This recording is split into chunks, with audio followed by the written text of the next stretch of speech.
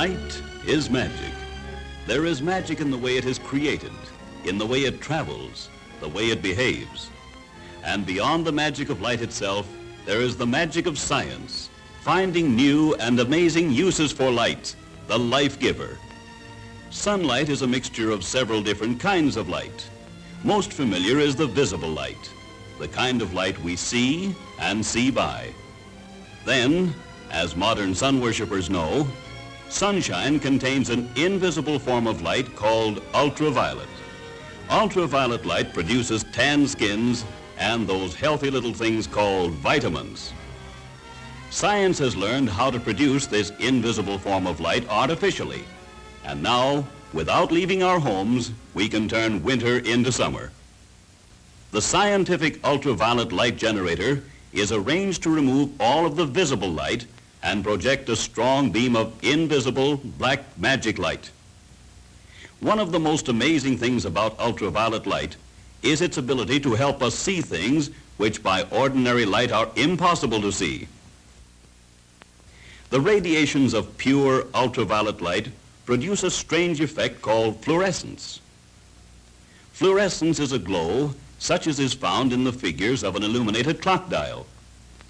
Many different chemicals respond to the radiations of ultraviolet light.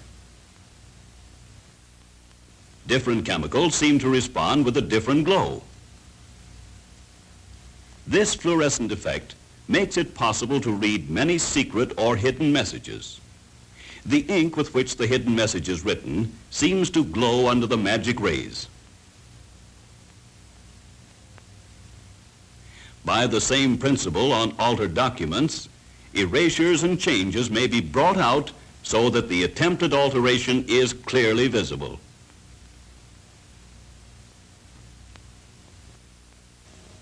Mixed in with the visible sunlight and the ultraviolet light is another magic light that our eyes cannot see, but which we can feel as heat. These invisible rays of heat, which form so large a part of sunshine, have been given the name infrared light. Infrared light has no visual effect on our eyes. So in order to see its results, we must use a camera containing a special film which is sensitive only to infrared light. To furnish invisible light for the infrared camera, we will use these big electric units which produce no visible light at all. And now, for the first time on the motion picture screen, we are going to see a picture made entirely by infrared light in a dark room. There go the lights. And here is the picture taken by the infrared camera. And remember, to the eye, this girl is in total darkness. Infrared light is very penetrating in its effect. With it, for example, we can even take the young lady's picture while she's hiding behind a screen coated with rubber.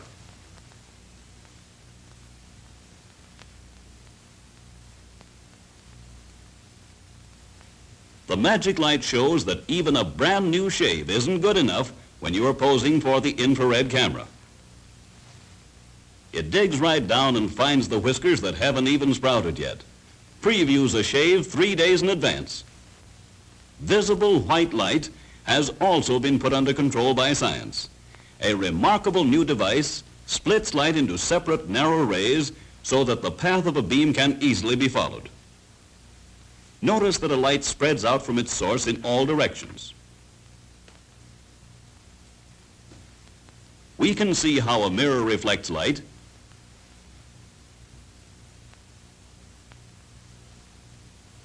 how a prism bends the rays in different directions, and how light can even be bent around corners in tubes and pipes. Now let's see the effect of a simple reflecting surface used to control light. The rays leave their source, strike the reflector, and bounce back on themselves in the same path. Then if we place a lens like this in the path of the light, the rays are bent inward. Now let's try another type of lens, similar to the lens used in automobile headlights. Instead of bringing the rays together at a point, this lens bends them so they go out in parallel lines. In the motor car headlight, the new system of light control makes use of the type of reflecting surface called a parabolic reflector. No matter at what angle the light rays strike the reflector, they are bounced back in an even parallel path. The actual mechanics of this new headlamp are somewhat similar to previous two-beam lamps. When we are driving in the country, light from the central filament is used, and an intense beam of light is reflected straight ahead and far down the road. When we switch to the passing beam, another filament only a few thousandths of an inch away is lighted, and the beam is now aimed down and to the right of the road. A more accurate lens has been designed to direct light farther ahead in the driving beam, and more light on the right side of the road for the passing beam. Then the whole unit has been sealed airtight, so that air and moisture, tarnish and rust cannot cut down its efficiency. And so today, we drive with headlights that apply the latest principle of scientific light control. Headlights suited to the speeds at which we travel. On the high road, controlled light makes possible safe speed because we can always stop within the range of our own headlights. In city driving and in passing other cars on the highway, our controlled passing beam continues to light the right side of the road without shining in the other fellow's eyes. If we drive safely and always dim our lights when passing, we can take full advantage of the new control science has given us.